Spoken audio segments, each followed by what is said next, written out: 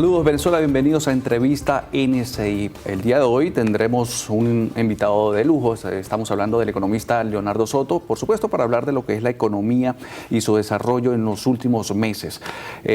Saludos Leonardo, Jorge. Bienvenido a las pantallas de Canal I. Placer. Bien, Leonardo, la vicepresidenta de la República, Delcy Rodríguez, había informado hace poco que el crecimiento económico en nuestro país en los últimos 17 trimestres venía creciendo y habló también sobre el PIB que en los primeros 6 meses de 2025 creció hasta 7.71%. Quisiera que nos dieras un panorama y también nos comentaras qué queda para el resto del año sobre el crecimiento de la economía venezolana. Bueno, fíjate Jorge, parece que la tendencia en los datos que se están mostrando recientemente es hacia el crecimiento.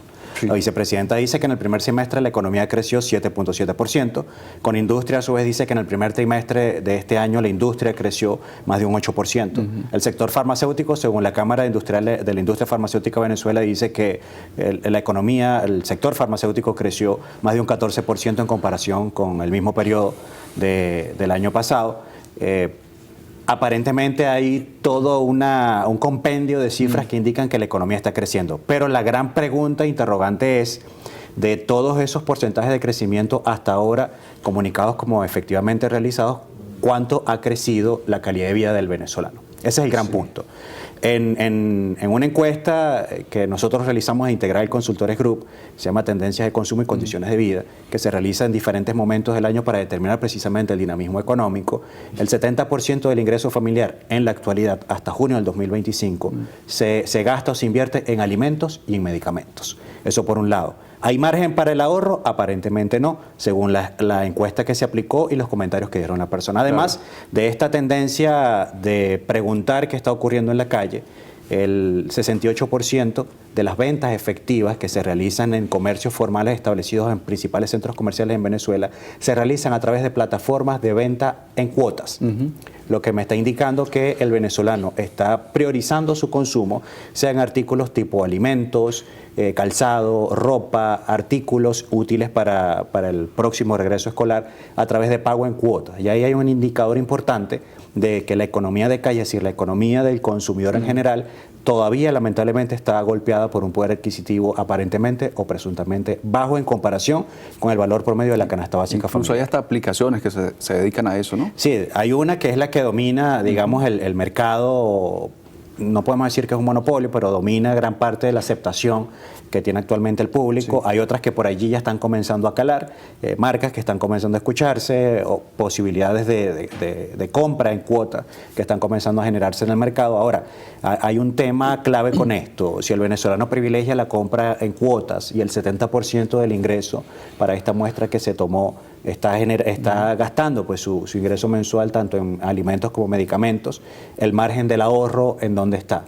El ahorro es el motor de la inversión es el motor de la diversificación. La diversificación es la posibilidad de generar base y sustento para un retiro digno, considerando por supuesto la estructura de seguridad social que se maneja actualmente en Venezuela. Claro. Y ese poder adquisitivo que tenía el venezolano en 2024 comparado con el 2025, en lo que va de año 2025, ¿qué nos refleja? Hay una incidencia, y todos pues somos testigos de eso diariamente, de una devaluación permanente del tipo de cambio oficial. El Banco Central todos los días publica cerca de las 4:30, 5 de la tarde, lo que se denomina tasa promedio ponderada, que es el resultado que se genera del intercambio entre la banca privada con el sector público en general, que se supone adquiere divisas a través de estas mesas de cambio. Y en esta puja, producto precisamente de la alta demanda de divisas que existen actualmente, pues esa tendencia siempre es a la alza. Una devaluación del tipo de cambio disminuye el poder adquisitivo del venezolano de manera significativa. Tenemos ya más de 8 meses en devaluación continua del tipo de cambio, lo que obviamente pudiese estar generando un desgaste importante de la posibilidad de que el venezolano tenga lo suficiente para lograr su sustento. Además de esto, el impacto que tiene sobre las estructuras de costo de las empresas. De hecho, con Industria lo dijo en su informe reciente, el impacto de la devaluación del tipo de cambio y del tipo de cambio en sí está afectando el 60 o 70% en las estructuras de costos de las empresas, lo que es sumamente grave, considerando por supuesto que aún la empresa venezolana se mantiene de muchos insumos, muchas piezas, muchos materiales, inclusive muchos productos terminados que vienen de afuera, que se importa. Es decir, la economía orgánica de cualquier nación siempre se mantiene en un equilibrio entre lo que se compra y se vende a nivel nacional, desde el punto de vista de proveeduría nacional, desde lo que se compra y se vende desde el punto de vista de proveeduría internacional. Además de eso, por supuesto, añadiendo un factor importante que incide sobre el precio del consumidor final, es el tema de los impuestos. Tenemos una oleada de impuestos que pesan sobre el valor del producto final una vez que el consumidor va a tener acceso a él, que definitivamente está afectando todo el dinamismo de la economía. Y en cuanto a la producción nacional, ¿se ha crecido en lo que va de año? Sí, obviamente tenemos mayor producción nacional a nivel de producción de petróleo, según datos de la OPEP, tomados por supuesto datos oficiales. Venezuela está alrededor del 1.089.000 barriles por día, que es muy positivo en comparación con el peor momento de la producción petrolera venezolana, cuando antes de la pandemia y durante la pandemia llegamos a producir apenas 250.000, 300.000 barriles por día. Pese a que siguen existiendo restricciones de movilidad plena del petróleo venezolano por el mundo, producto de las sanciones aplicadas por Estados Unidos hacia Venezuela, seguimos vendiendo petróleo a clientes claves, como es el caso de China, como es el caso de Rusia, como es el caso de la India, Turquía. Aún se mantiene una relación comercial estrecha, pese a todas las diferencias aparentemente políticas entre Venezuela y Estados Unidos. Siguen llegando buques cargueros hacia José de Chevron, y esto está generando un dinamismo económico interesante para la economía. Leonardo, también vamos a hablar sobre la producción, pero no petrolera, pero esto será al regreso de la pausa. Amigos, nosotros hacemos una pausa, ustedes no se aparten. En minutos continuaremos con más de Entrevista NCI. Hoy nos acompaña Leonardo Soto, economista. Amigos, y continuamos con más de Entrevista NCI. Hoy nos acompaña Leonardo Soto, economista, para hablar sobre el crecimiento, el desarrollo económico en nuestro país. Bien, Leonardo, habíamos quedado en el bloque anterior sobre el crecimiento, el desarrollo económico, en el que el sector petróleo tiene mucho que ver, ¿no? Pero aparte del sector petróleo, ¿de quién más pudiéramos estar hablando? Por ejemplo, de la minería, en el caso también del comercio. Claro, el sector dominante o prioritario en lo que es producción nacional es petróleo y minería. Petróleo, gas y minería son los más pujantes, siempre lo han sido y lo van a seguir siendo. Venezuela va a seguir siendo un país petrolero por lo menos en los próximos 100, 200 o hasta 300 años, dependiendo de cómo se comporte la dinámica energética. Así se abra la agricultura, se abra lo que se abra, va a ser siempre vamos a seguir siendo un país petrolero. Sin embargo, Venezuela, la producción nacional en rubros alimenticios, como por ejemplo la harina de maíz precocida, lo que es el procesamiento de maíz, sea este importado o no, ha venido creciendo actualmente en el país. Lo que observé directamente en lo que ha sido el dinamismo del sector agroproductor, por lo menos el eje Yaracuy, Cojedes, Portuguesa y Barina, se está fortaleciendo de manera interesante en la producción de ganadería, doble propósito, hay frutales, hay inclusive el negocio, la producción de flores o de florales que se está dando en los Andes venezolanos, pese a los embates naturales que lamentablemente vivió y sigue viviendo buena parte de los Andes merideños. El merideño, pues, el café también ha tenido muy buena respuesta. El café en Portuguesa, ¿no? Es un bastión importante, hay asociaciones de productores que están actualmente bien organizados, produciendo. De hecho, hubo una exportación reciente desde Venezuela hacia Alemania, que fue, digamos, un primer paso hacia abrir las puertas a la exportación de café venezolano hacia Europa, inclusive Medio Oriente. Eso es sumamente positivo. El cacao, de forma modesta, aún tiene mucho camino por recorrer, pero tiene un potencial importante en tema de producción. Es decir, Venezuela tiene con qué, y el productor venezolano que está en el campo está dándolo todo para. Sin embargo, hay factores que sumarle a esa posibilidad de que la producción, además de que sea mucho más eficiente, que ya lo está haciendo, considerando por supuesto las dificultades que ha tenido el productor, pues el tema de la mayor flexibilidad crediticia, a pesar de que la vicepresidenta Delcy Rodríguez comunicó que la cartera crediticia en Venezuela había crecido más de un 16% a nivel nacional, cosa que es sumamente positiva. Yo insisto en que hay algunas cosas que todavía deben hacerse con mucha más rapidez, el acompañamiento técnico a los agroproductores, el tema de la revisión de los impuestos a nivel del comercio formal, que está pasando, el tema de la informalidad empresarial que nosotros consideramos está creciendo en el país, producto un poco de los altos costos que implica la formalidad y de los altos impuestos que pudiesen estar impactando sobre las estructuras operativas de las empresas. Sí hay producción en ciertos sectores que podemos visualizar como positiva para el país porque generan fuente de empleo, mueven capital, mueven inversiones privadas, importantísimo. Sin embargo, todavía hay mucho camino por recorrer para decir que estamos alcanzando una senda potencial en esos rubros en específico. Claro. Y para este desarrollo económico en el país, ¿sí se ha visto el acercamiento entre gobierno nacional y la empresa privada? Particularmente creo que el acercamiento ha sido permanente y constante por lo menos en los últimos 3 años, desde el acercamiento fundamentalmente con los gremios empresariales que son la cara representante de las empresas formales, cámaras como Conindustria, como Cavidea, en el caso específico de Fedecámaras Nacional, que representa la mayoría de las cámaras a nivel nacional, pues así hay un acercamiento, hay un diálogo permanente, hay un discurso respetuoso entre las partes, como tiene que ser relación gobierno y sector privado, por supuesto. El sector privado está dado para generar fuentes de empleo, generar bienes y servicios, generar prosperidad. Sin embargo, yo particularmente como economista que me dedico a recorrer el país, a hacer este análisis en la calle con la gente, el último recorrido lo hice hacia el oriente del país, el estado de Anzoátegui, un poco revisando cómo está el tema turístico, más allá de los petroleros que se están moviendo. También fui hacia los Andes, Táchira, Mérida recientemente, un poco a ver cómo está el tema agroproductivo, turístico también, el tema de la vialidad hay que atenderla y creo que esa ha sido una solicitud de gremio empresarial para con el sector público, el tema de terminar de solucionar el tema gasolina, por ejemplo, en el estado Táchira, que sigue siendo un tema importante para el sector productivo, para turismo, para comercio, para tantos factores a considerar. Hay un acercamiento, sí puedo afirmarlo, como un profesional que soy cercano a los gremios empresariales, que pertenecí durante algunos años a un gremio comercial en el estado Zulia, sí puedo afirmar que existe. Sin embargo, yo considero e insisto en que estas relaciones tienen que generar resultados mucho más rápidos para la economía, para la ciudadanía, porque el ciudadano que está en la calle batallando todos los días para tratar de rendir su dinero no puede seguir esperando a que de estas negociaciones salga un resultado que sea tangible. Hombre, pero parece que se contradijera la cuestión, ¿no? Cuando se habla de desarrollo económico en los últimos meses aquí en el país, el venezolano, como bien lo acabas de decir, batallando para poder hacer mercado. Son dos cosas diferentes. A ver, una cosa es hablar de crecimiento económico. Eso es buenísimo. Y yo coloco un ejemplo clave con relación a esto. Si nosotros, y parto del petróleo como nuestra principal actividad de exportación y generadora de divisas, si en nuestro peor momento productivo estuvimos apenas produciendo diariamente 250.000 barriles por día, 350.000, un poco más. Siempre hay debate en cuanto a los números. Y hoy estamos produciendo más de 1 millón de barriles por día. Desde el punto de vista financiero, hay un crecimiento, porque estoy produciendo más petróleo y vendiendo más petróleo. Por lo tanto, en las cuentas que yo reporto, como los agregados en la economía, en efecto, hay crecimiento.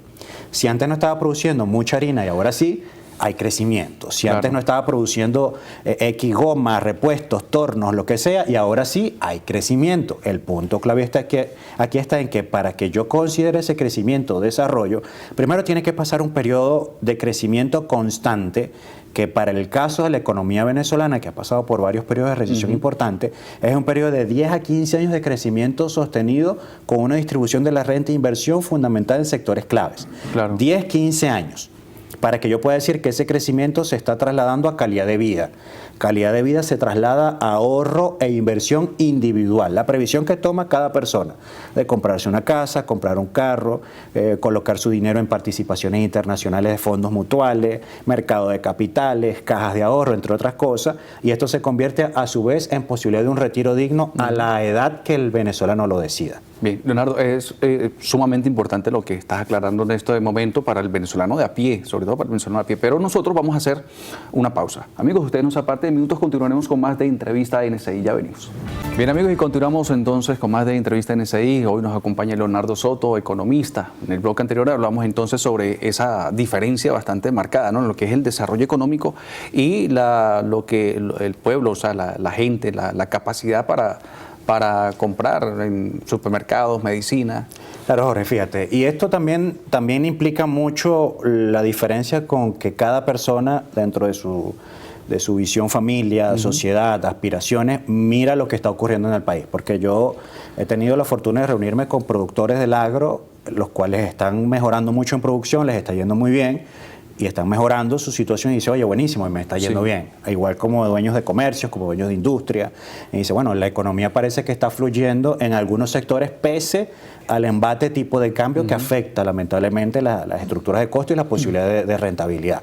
Eso por un lado. Dice, bueno, el que yo vea que la economía está bien para mí no significa que esté bien para todo el mundo. Pero también me voy al otro lado de la sociedad, pues que depende de un salario fijo, que depende de ciertas condiciones muy puntuales en función de empleabilidad, de cumplimiento horario, y dice, oye, Leonardo, para mí la cosa no está yendo tan bien porque no me alcanza lo que estoy ganando. Entonces, si eso aplica desde esta perspectiva, ¿significa que toda la economía está mal? Bueno, puede que sí, puede que no. Aunque se perciba en términos generales como un factor tal vez de freno, de no poder tener lo suficiente que tenemos, la economía es muy diversa. En unos sectores mejora, en otros no está mejorando tanto, lo que sí es cierto, y eso es una tarea pendiente que tiene actualmente el gobierno, dentro de las 3 que yo considero que son prioridades. Uno, el tema de estabilizar el tipo de cambio. O sea, el gobierno tiene como prioridad estabilizar el tipo de cambio, y hablo estrictamente del oficial, BCB. Y abrir las mesas de cambio ampliamente para que todos los que necesiten puedan adquirir las divisas a un tipo de cambio estable, en función, por supuesto, del movimiento bolívares-dólares en la economía. Eso por un lado. 2, la otra tarea pendiente es que el gobierno tiene que bajar los impuestos. Ojo, estoy haciendo estas recomendaciones desde el punto de vista tecnoeconómico fundamentado en las observaciones de calle. Hay que bajar los impuestos. Debemos fomentar la formalidad empresarial y la sostenibilidad empresarial. Los impuestos están impactando de manera significativa en la operatividad de las empresas. Y 3, ajustar sueldos y salarios desde lo que establece la Ley Orgánica del Trabajo, fundamentada en la posibilidad que tiene el país de generación de dinero, porque es donde viene el otro tema. Incrementar sueldos y salarios de forma desproporcionada, sin tener respaldo en divisas, reservas internacionales, producción, reservas de riesgo financiera, puede implicar inflación para el país. Entonces tiene que haber un equilibrio, tienen que haber acuerdos sociales, tiene que haber reestructuración de contratos colectivos ajustados a lo que el país está en capacidad de generar actualmente, tanto en los petroleros como en otros sectores. Entonces, ciertamente hay muchas cosas que analizar. Yo sé que se están analizando, que se están revisando, pero particularmente considero que pudiesen revisarse mucho más rápido. El venezolano está hoy muy poco pendiente de lo que está pasando en materia política y está totalmente pendiente de lo que está pasando en materia económica. Economía es prioridad, calidad de vida es prioridad. Todo lo demás es accesorio y complementario. Hombre, Leonardo, ya que tocas el tema de las divisas, ¿de qué manera también ayuda, digamos, las remesas que se envían de otros países para el desarrollo de la economía venezolana? Las remesas son un factor fundamental para el consumo directo, el consumo del tal, para el gasto. Es decir, estamos hablando de que en el año 2024 Integral Consultores Group, empresa que presido, había estimado que 3 millones de venezolanos efectivamente estaban enviando $60 mensuales fijos al país. Estamos hablando que eso representa anualmente más de 1.400 millones de dólares que iban directamente al gasto, es decir, a pagar la factura del internet, a comprar en el market lo que se pudiese comprar con ese dinero, a comprar el cafecito en la panadería de la esquina de todos los días. Es decir, las remesas impactan. Hoy obviamente están impactando todavía. Hay un tema migratorio internacional que está afectando lamentablemente la calidad de vida y la estabilidad de nuestros hermanos lejanos en sus países de destino, lo que lleva a que tal vez ya ese dinero no esté fluyendo tan rápido o tan constante o en las mismas cantidades que se vio para el 2022, 2023, 2024 inclusive, pero las remesas siguen entrando y son un bastión importante en el consumo de tal, en el consumo de calle, en el día a día del venezolano. Claro. En el tema de las sanciones, que lo tocaste también hace un momento, ¿de qué manera afectan las sanciones de parte de Estados Unidos a la economía venezolana? ¿Cómo la afecta? A nivel financiero es difícil para algunos países, por ejemplo, hacer pagos directos a Venezuela. Es decir, tienen que ubicar mecanismos no tradicionales como el caso de USDT u otras criptomonedas, que no es algo convencional. Tienen que hacer negociaciones sobre negociaciones para lograr hacer negociaciones con Venezuela, cosa que ciertamente limita e encarece la estructura logística de Venezuela. Es decir, a nivel económico las sanciones no deberían existir, es decir, no debieron existir nunca, ni deberían existir en la actualidad. Son un mecanismo que no genera ningún tipo de resultado, no entiendo, para los intereses de Estados Unidos, que no sé cuáles son, y que de hecho lo que hacen es que dificultan la posibilidad de que Venezuela encuentre caminos y oportunidades para seguir moviendo lo que es nuestro principal producto de exportación, que sigue siendo el petróleo y sus derivados. Por lo tanto, sanciones afectan a la economía, totalmente sí, deberían eliminarse hoy mismo si es posible, para que Venezuela, económicamente hablando, encuentre un camino diferente a nivel internacional. Hombre, Leonardo, muchas gracias por acompañarnos el día de hoy. Amigos, estamos entonces conversando en materia de economía con el economista Leonardo Soto. Por su atención, mil gracias, feliz día para todos, será hasta una próxima oportunidad.